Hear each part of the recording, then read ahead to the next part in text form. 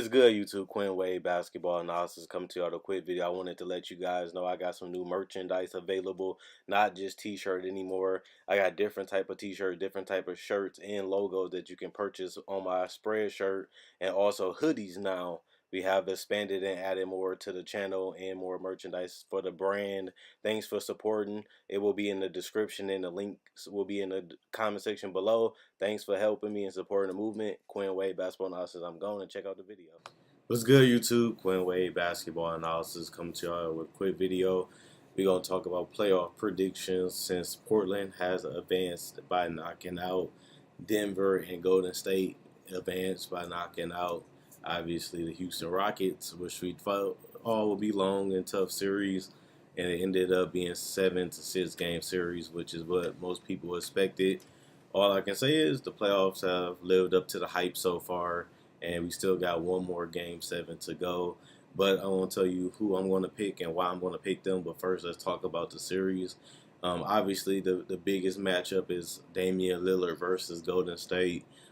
Steph Curry, Damian Lillard obviously plays well against Golden State, had a couple 50-point games against them, always gives them trouble, always gets them fit. And then you obviously have CJ, the person that was able to really carry them in that game 7 and help them win. It always is good to have another teammate that can help you score, help you distribute the ball, and get their own shot while also being able to play off the ball. That's why Portland is one of the harder teams to play against because of CJ and Dame. And even though they are a little beat up and they barely got past Denver, you have to give them respect and you have to give them credit for continuing to fight and continuing to not give up. They have never made it to the Western Conference Finals as a duo, and now they finally broke through and got it done. But at the same time, it's a team effort. I feel like Hood has been very well for them, and they're going to need him for his ability to shoot threes and create an isolation and take care of mismatches. Obviously, Cancer hasn't been the same, but he's giving you all he can really give you at this point, and he has been productive, giving you double-digit rebounds and double-digit points over the course of the whole series, while also giving you mid-range shooting and post-up plays and offensive crashing rebounds.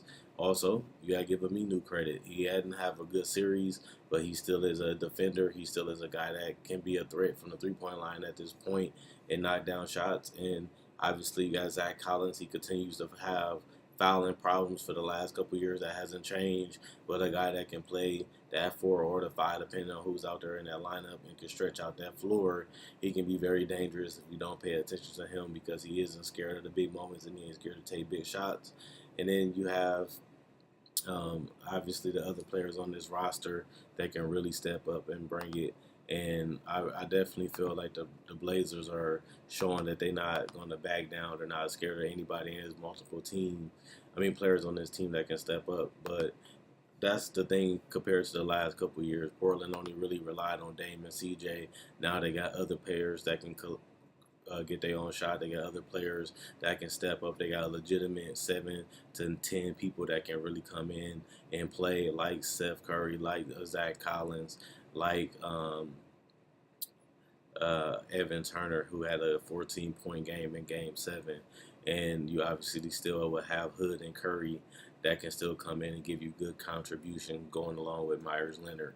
So I think that they're going to need a lot out of Seth, his ability to shoot threes, be like a little mini CJ McCollum, being able to get the mid-range, handle the ball a little bit, shoot some threes, play off the ball. He's a good combo guard. He's going to be a secret weapon for them, because if you don't pay attention to him, he can light you up. But I think their biggest X factor is definitely going to have to be Hood. What type of Hood is they going to get? Is they going to get an aggressive Hood? Is they going to get a passive Hood? Is they going to get a Hood that can really come out here and knock down shots and be a weapon? Because he can't have on and off series like he did in first round. In the first round, he didn't play that well. They needed him the most in the second round, and he played excellent basketball. But can he do that for another series, and especially against the best team in the entire NBA, which is the Golden State Warriors, who are going to be prepared? And another thing you guys should remember is the fact that they will be having DeMarcus Cousins and Kevin Durant coming right back this series. I don't know exactly when, but they are both supposed to come back in the Western Conference Finals, making this series a little bit more lopsided, because DeMarcus Cousins is not going to be 100%, but whatever he brings can still be good because he still is a presence. He still can knock down shots. He still can create shots. He still will be able to get you in foul trouble because he's so physical, and he's still going to be a great rebounder. At the end of the day, and then you have a rejuvenized Draymond. He's playing multiple positions. He's scoring.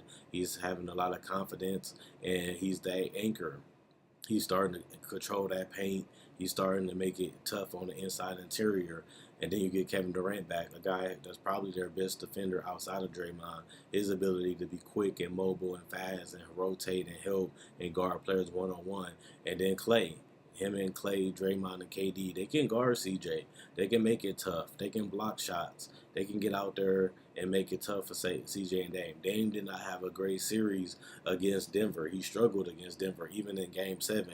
A series you think that he would step up and try to take over and bring home. He struggled in Game 7. And it's only going to get worse because Golden State has better perimeter defenders, and they have better players that can guard multiple positions, and they have size, and they have length, and they have mobility. So it's going to be even harder for Dame to continue in the shooting slump because the competition only gets better, the players only gets better, and they have people that are athletic that can really make it tough for him. They can dribble team, they can trap, but they also are taller. Denver was a smarter team. Golden State is a bigger, more athletic team, and they can cover more space. And they are a great team when they're focused and locked in. Another thing is, what kind of Steph is you going to get? Steph played better in the last couple games. He hasn't really played that great against the Rockets, but remember, Portland is not a great defensive team, especially without Jusuf Nurkic. How are they going to contain and make it tough on Steph Curry? Is he going to be able to get those threes? Is he going to be able to get some one-on-one shots? Is he going to be able to be crowded? Would you double team? Would you travel? Would you force him to pass the ball? If you do that, they're going to have so many weapons on the court that it's going to be tough for you to sustain and lock him up without him having some type of impact, because you still have to worry about KD, Draymond, DeMarcus Cousins, and Klay Thompson, Iguodala, Sean Livingston, even Quinn Cook, Looney, and Jordan Bell. They have so many players that can make an impact on this game, but they all feed off Steph. They all feed off KD because they draw so much attention and they make it so tough to stay focused just on them, because they are that good in one-on-one situations. They are that good off the ball. You can't help or double team against Golden State because they have so many shooters all around the court, and it's only going to be tougher in this series because Portland is not a great perimeter defending team, but their best players are all perimeter players. They already struggled against Jokic in the inside, and they struggled against Jamal Murray. He just couldn't knock down shots. Steph Curry is a way better Jamal Murray, can handle the ball, can shoot the three better, is more consistent, and, Steph Curry is a Hall of Famer. He's going to be a significant upgrade of competition. Same with KD. You had to worry about Paul Millsap. You had to worry about Will Barton. You had to worry about Torrey Craig. None of those players have nothing to do on KD. Even with the shooting guard, Klay Thompson is 6'7". Gary Harris is only 6'4". So you got a bigger guard. You got a stronger guard that can post up, that can knock down mid-range, that can play off the ball, set screens for him, keep the defense moving in. If you go to sleep, he can knock down threes and really kill you. Gary Harris was used more as a defender. He wasn't really used to be an offensive player against Portland, but Klay Thompson, he just showed you what he can still do against Houston. He can still light you up from three. He can still post up. He can still handle the ball a little bit off the dribble and get shots if he's too small. Remember, Dame and CJ is only 6'3", 6'4". They're not big guards. They're smaller guards, and you're going against bigger guards and Golden State. Plus, you can't really switch that much because they do have KD and they do have DeMarcus Cousins coming back. You can't really switch at all because then they can take advantage of those matchups. Klay Thompson can post up, DeMarcus Cousins can post up, and obviously Kevin Durant can post up and shoot over anybody. Matter of fact, they don't even have anybody for Kevin Durant. You didn't have nobody for Paul Millsap. You're definitely not going to have nobody for Kevin Durant, and that's going to make it definitely even more harder to win, considering that your best player just struggled to get quality shots and had to try to take down tough shots. But you got a team that's more consistent. You got a team that can obliterate you in a couple minutes. You got a team that can go out there and score against and on anybody in any situations, whether it's pick and roll, whether it's post-ups, whether it's isolation.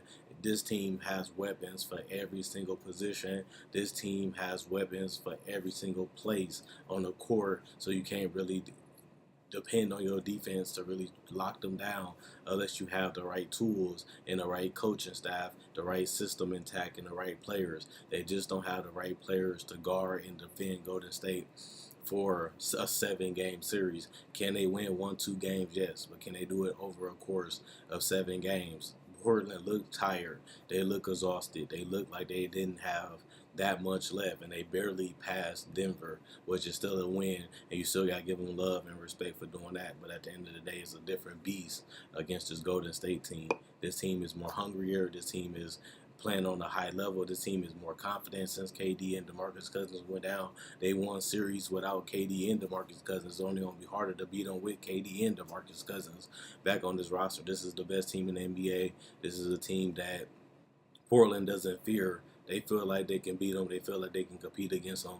But this is also the team that consistently puts them out. Remember, Houston, they struggled to get past Golden State. And Portland, one of the biggest reasons why they never went to the Western Conference Finals is because of Golden State. And they suck at defending bigger players, and they suck at defending perimeter players. Sad part about it, they're bigger and they have more perimeter players in Golden State. So I think this series is going to be depending on how long it takes for KD and DeMarcus Cousins to come back. If it's in Game 3 or Game 4, I think Portland loses in 6.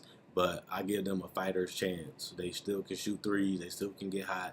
And they're not scared or afraid of anybody. They're really confident. They believe in each other. They feel like they can go out there and do whatever they want to. They feel like nobody is a real threat to them.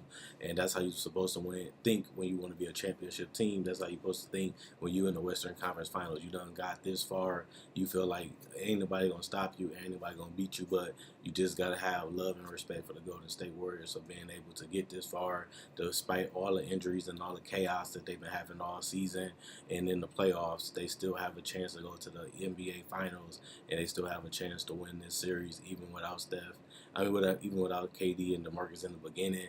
They're only going to get better as the season continues to go on. And I think that they have the better side. They have the better matchup. They have a better chance of winning this series because of their players, because of the system, and because they have a lot of matchup problems for Portland. And I don't think Portland just have enough. They barely squeeze past Denver. Golden State is an enhanced and more better Denver. They can knock down shots. They got multiple ball handlers, and they can give you a lot of problems on the glass. And when it comes to isolation and mismatches, they can do everything Denver can do. They just have a higher ceiling offensively. They have defenders and they play better defense, and on top of that they have dominant, unbelievable scorers, and this is a team that can really obliterate you. If Portland went through shooting droughts, Portland struggled. This is a team that can come at you. You don't play your best game, they blow you out. You don't play your best game, it can be over very quickly, and it can get them a lot of matchup problems offensively because they have the defenders to really make it tough on CJ and Dame. Even though they're going to still get theirs, even though they're still going to do their thing, I just think over a 7-game series, trying to do too much, trying to do whatever you can to beat Denver, plus you got to do it all over again against Golden State, plus they have the favorable matchups. I think this is over for Portland. But then again, I did pick them to lose against Denver, so I could be wrong. But I think we all going to know that once KD DeMarcus comes back, this is as good as gone. And I think Golden State is just going to be getting ready to prepare for the Milwaukee Bucks. And I do think Golden State can win some games without KD and DeMarcus. So I don't think they a necessity to come back against Portland. But if they do come back, it only helps Golden State and makes them more dangerous. Check out my website, analysisplayground.com. Link in the description, comment section below. Check out my Facebook page, analysisplayground.com. Link in the description in the comment section below. Thanks for everybody that likes on Facebook. Can you like on Facebook? Thanks for everybody that likes the videos, comments, and let me know what you guys think. Who gonna win this series? Is it Portland? Is it gonna say I'm sleeping on Portland? Is I'm gonna rate it Portland? Or do you think it's just Golden State is better and they just have the better players and they have a better matchup against Portland, making it tough? And if that's the case, that's the same reason why I'm picking them to win in 6. But at the end of the day, let me know what you guys think in the comment section below. If you like this video, I got other videos. I do discussions, trades, deadline, buyouts, free agency. I also cover the playoffs. I do summer league, NBA draft. I also cover things smaller like summer league and other things like season previews. I do everything NBA. I try to go 365 and I miss a day. And at the end of the day, let me know what you guys think. I enjoy making these videos. You guys enjoy watching. That's why I continue to go. And at the end of the day, Quinn Wade, Basketball Analysis, I'm gone. And check out my merchandise too.